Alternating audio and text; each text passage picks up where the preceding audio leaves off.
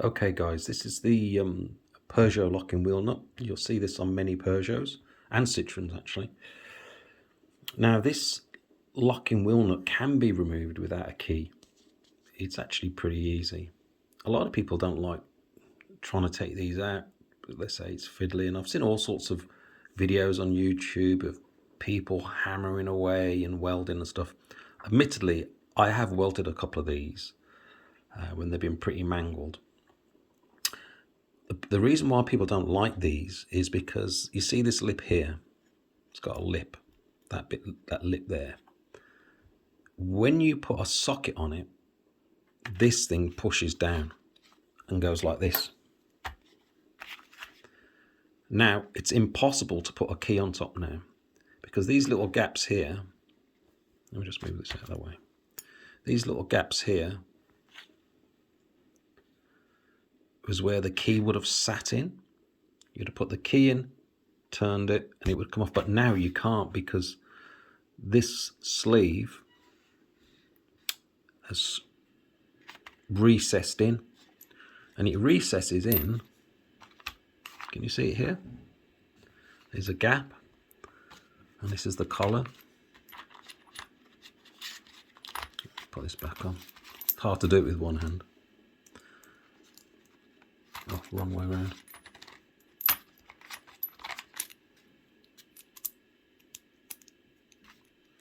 Yeah, so there we go. So you can see where you would normally put your key would go into these little gaps here. I don't know if you can see that very well. Down the side. And the anti-theft device of these is that if you put a socket on top, then it pushes down and goes completely flat. Let me show you. Like so. And now you actually can't get enough gap down the back to put your key in. It looks like this. So what you can do, there's several ways to get it off without a key. You just spot weld here. One spot weld there, one spot weld there. If it's dropped down and it comes out sweet as an up. I've seen YouTube videos of guys doing this other method, and basically, and I've done this quite a few times as well. If you pull this back out again, so imagine that's in your car now. Oh, tracks this thing here.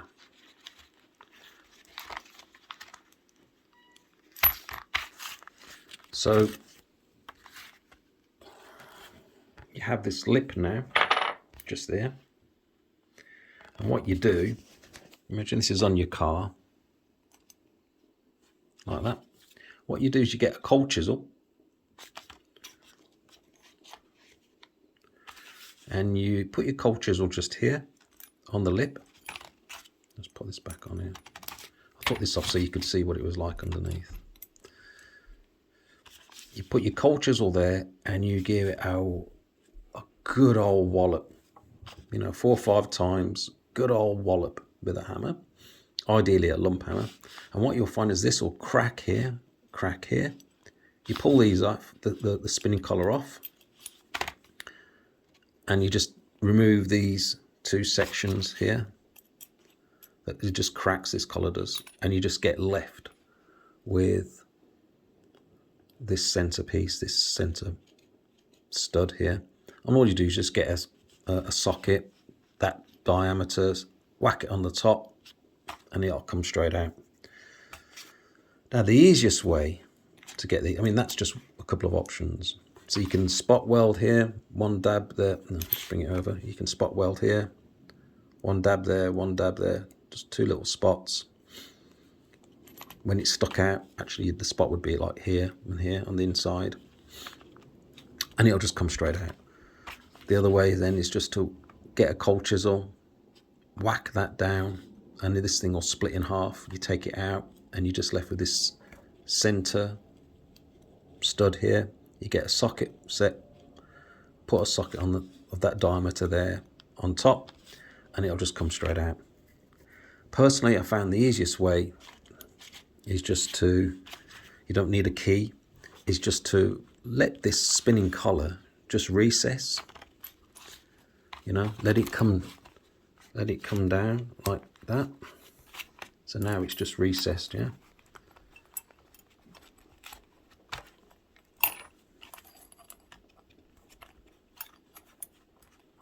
Bit hard to do with one hand holding the camera.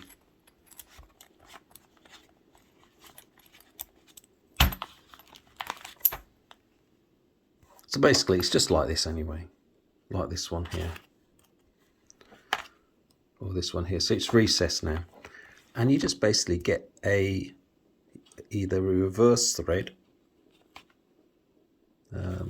locking wheel nut remover, or just a long socket, not a short socket, you know, that's like that sort of size. You know, you want to get an impact socket that are tough. And what you would do, you just put your impact socket on the top and it'll come straight off. Just whack it straight onto the top of the, and you can see how this has gone sort of hexagonal a little bit. That's what I did with this last set. Don't know if you can see that, it's gone a bit hexagonal. That's from the impact socket. So see if we can get another one. It's a bit better. Oh, this one's a bit better to show you. You can see how it's gone hexagonal. That's because I whacked the impact socket on the top. And what it does, it compresses the outer sleeve, that spinning collar. It compresses it a little bit onto the stud here. And it just comes out sweet as a nut. No welding, no hammer and chisel, no drilling. So you just got to have a bit of bottle, whack that spinning collar down so it goes into the recess. So it goes in, so this collar, just whack it in like that, and then you'd have this on top like that. Then just get an impact socket, you know, a big one, that's sort of like, you know, 2 inches long, because sometimes the recess in your alloy wheel, it could be like 1.5 inches in there. This could be stuck into your rim a good, you know, 1.5 inches in. And if you put like a tiny little socket on there, you'll find that if it does spin because you didn't put the right size socket on, you'll find that you can't get the socket off and you can't get in there to get it out. So you want something that's long enough. You put your socket on, and you want something, the impact socket needs to be long enough so it sticks out. I've got some that are done by Sealy impact sockets, and they're good, you know, 3 inches, 2.5 inches long. So they stick well out of the alloy wheel. So if it does still spin, you can just take it off and put another one on. Don't put a small socket on the top that's recessed in, because if it does spin, you're going to have major problems trying to get the thing off and you're stuck. So long impact socket that sticks out the alloy wheel, and if it's the wrong size and it spins a little bit, no problem. You just take it off, put a slightly smaller size on, and it'll come straight off. No welding, no smacking with a cold chisel. Just stick it, impact socket on the top, whack it on, get a nice compression. You can see there, look how it's changed the shape of the actual collar and made it hexagonal, the same shape as the impact socket. But that shows you what you've got to do, and it just comes straight out. You know, I use a 4-pound lump hammer, not a standard hammer, just a 4-pound lump hammer, so you can get a good old weight behind the whack, and maybe 5 or 6, 7 whacks of a 4-pound lump hammer changes the shape of the spinning collar, gets a good old fit on it. Let's see if we can get, there you go. And it just comes straight off, mate. No problems, no welding, no splitting the collar. They're both those two types of removal work. They really do. But this is, I have found, having spent a fair bit of time removing these type of lock and wheel nuts from Peugeots and Citroens and that this is just by far the easiest and quickest way. And not only that, the whacking it with the lump hammer, it helps. Sometimes, I don't think you can see, these ones are not too bad actually. Let me have a look at this one here. Oh, that one's not so bad either. Because sometimes the thread is seized. These are okay though, to be honest. Yeah, these ones are all right. Sometimes the thread seized, but whacking it with the lump hammer just unseizes it, just helps it come out a little bit better. Now, sometimes they get given to you and they've literally, the collar's gone. Some garages removed the collar and they still couldn't get it out, and they've basically ground down the center here, you know, with all manner of things, trying to get it out with the cold chisel, and they've literally made it flat.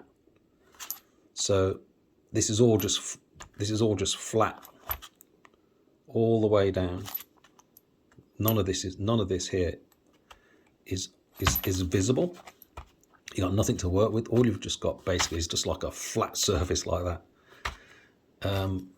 Here's one of these same nuts where I've had to weld it. It came to the job, found out that this just completely was flat. Nothing to work with it, nothing to attach anything to. So what I did, I just got an old dynamic blade, welded it on. I know it's a bit ugly. Sometimes it does look a bit ugly because you haven't got much space to work with inside the alloy wheel. Just weld a dynamic blade on. Again, just comes out straight away. But 99% of the time, if your lock and wheel nut is okay, hasn't been messed with, and it's just like one of these here, and you know, you got your lip, you can either cold chisel it out, but the easiest way is to get an impact socket about 2.5 inches so it sticks out your alloy wheel, so you can retrieve it if this collar does spin round. Here, look, you can see it spinning.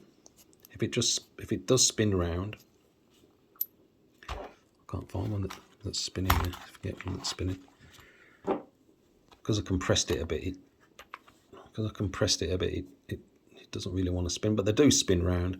If it does spin round, don't panic. Just take the socket off and get a slightly smaller socket and put that one on there. It should look like that afterwards. The sleeve should be an hexagonal shape if you've got a 6-sided impact socket.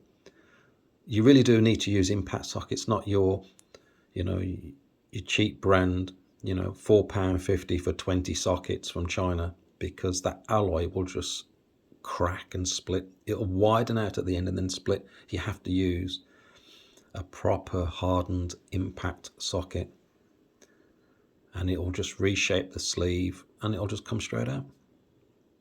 Okay.